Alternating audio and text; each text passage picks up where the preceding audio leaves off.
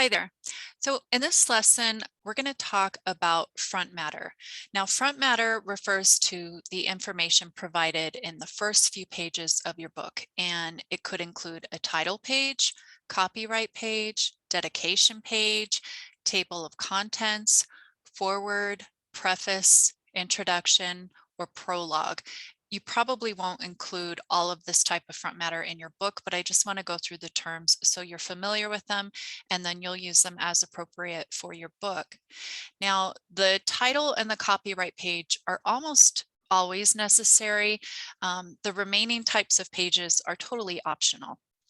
Also note the order in which I review these terms it's also the order in which you would place them. So if you used every type of this front matter we're going to talk about, the order in which I go through them is the order in which they would be placed within your book. Okay. So also, if you download one of the guided KDP templates, those templates will show you exactly where to put most of this information, and you can just delete whatever it is that you don't need, and then you would delete the sample text and replace it with your own text. So let's start with the title page. No matter what type of book you're publishing, you'll want to have a title page, which is usually that very first page, and it shows the following: your title and your subtitle of your book, your author name, your pen name or your legal name, whichever you're using, the illustrator's name if you have an illustrator, and the editor's name if you have an editor. Now, the copyright page is typically found on the back of the title page, and your copyright page will include the copyright symbol next to the year of publication, next to your author name, or again, your pen name. And within this lesson, I've pasted an example of what this would look like in text. You would put your rights reserved notice as well. I give it a very simple example. You can literally just write all rights reserved. Or if you want to write an expanded rights notice, you could say, all rights reserved.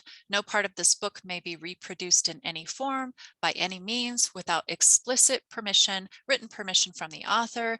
I mean, and you can even delve into that deeper.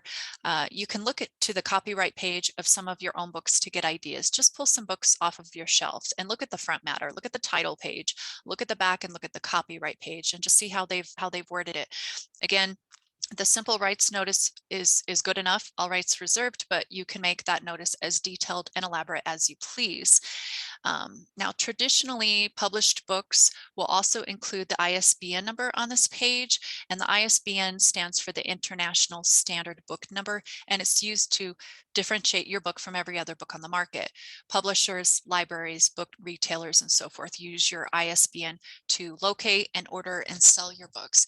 You can skip adding that bit because KDP is going to provide that ISBN for you when you publish, and it's going to be on the back of your book instead of inside on that copyright page. Now, you might include a dedication page.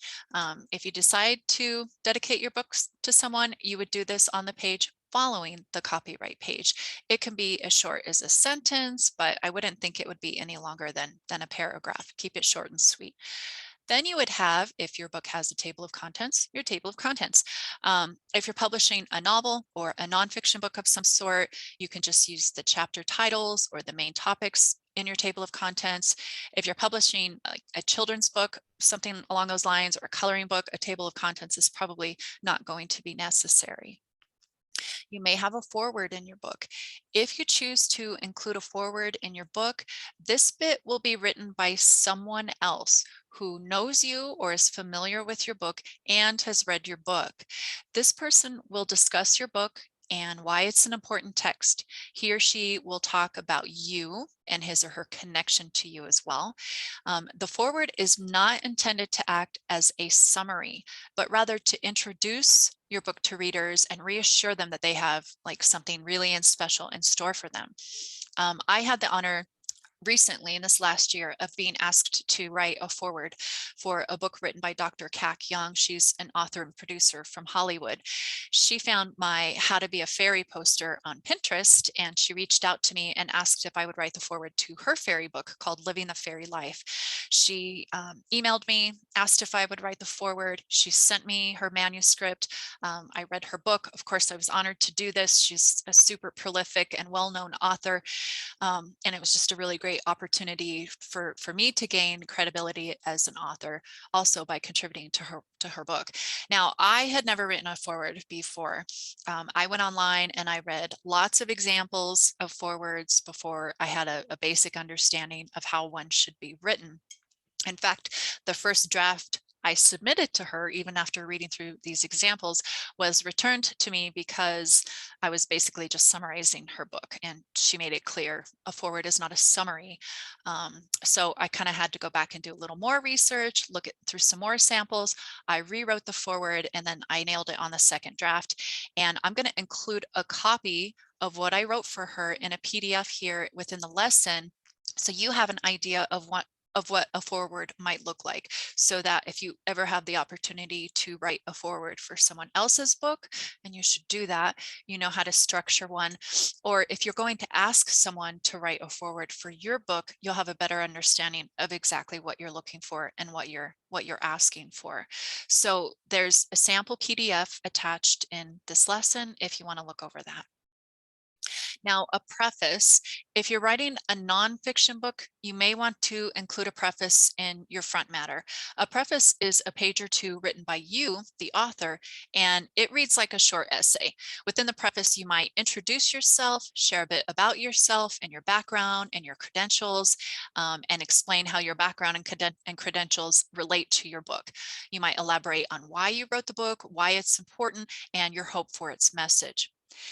And introduction. If you're publishing, again, a nonfiction book, you might want to include an introduction. Now, unlike the preface, wherein you would talk more about yourself, an introduction focuses more on the book's content, and it's intended to help readers prepare to better understand your book, right? You might discuss maybe the major themes within the book or the desired outcome you hope your readers will experience from reading it. If your book solves a problem or a mystery, here's where you might kind of foreshadow that or make some promises, entice your readers to keep reading. I have included just below within this lesson a sample preface and a sample introduction that I wrote for Birdseed. Again, and Birdseed was the book that my first published paperback that was endorsed by a New York Times bestselling author and the Colorado Department of Education. I did a lot of work, a lot of research to make sure I knew what I was doing with that. So I feel like these examples are really strong. And yeah, so there's a sample preface and introduction here if you want to take a look at that. Now, a prologue. The purpose of a prologue is similar to that of an introduction, but it's for a fiction book. It might give some background information about the story or the characters or the main conflict that's going to help the reader better understand what's to come. It can be written from any character's point of view. Often it's told from the protagonist's perspective, so the main character. It may also be told from a different time period, right? As if someone from the future is looking back and reminiscing on past events. Prologues set the tone of a story and they build anticipation for what's to come.